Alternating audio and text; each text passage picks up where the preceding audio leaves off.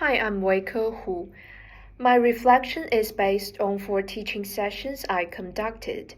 First, the central goal across these lessons was to help a music major student with no prior piano background gradually build confidence and skills.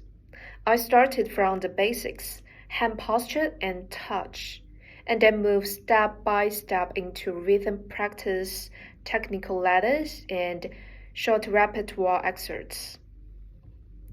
In practice, I tried to put class ideas into action. For example, in the first lessons, I asked the students to focus on the sensations in her wrist and fingers rather than pushing towards an external outcome. Later, I deliberately broke tasks into small segments. For instance, 20-second loops with just one clear cue at a time, and gave feedback right after each attempt. This made the workload lighter and helped the student stay focused. On the success side, the student's rhythm became steadier, her wrist more relaxed, and she even mentioned that she feels less pressure than usual. This showed me the effectiveness of small steps and the quick feedbacks.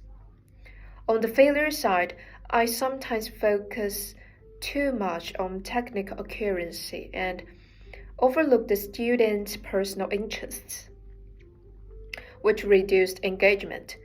Time engagement was also a recurring issue. We often didn't have enough for a full expressive run-through. These moments reminded me that teaching should not only be about correction and control, but also about fostering enjoyment and expression. Over these lessons, I realized that the students' reactions were like a mirror. Her comments that it felt lighter or the way her playing shifted under different tasks showed me clear that worked and what didn't. In this sense, I wasn't just teaching. I was learning through her responses. That two-way interaction was something I had underestimated before. Another important realization was my changing role. I began to see myself less as a transmitter of knowledge and more as a guide, especially when I let the student pick which passage to work on or when she explains a practice tip back to me. Her engagement grew stronger. It reminded me that student agency can sometimes be more powerful than teacher explanation. In future circles, I would devote more attention to expressive shaping, such as dynamics and phrasing, with a sense of breadth. I also want to include teach-back moments, where the student explains a practice idea in her own words.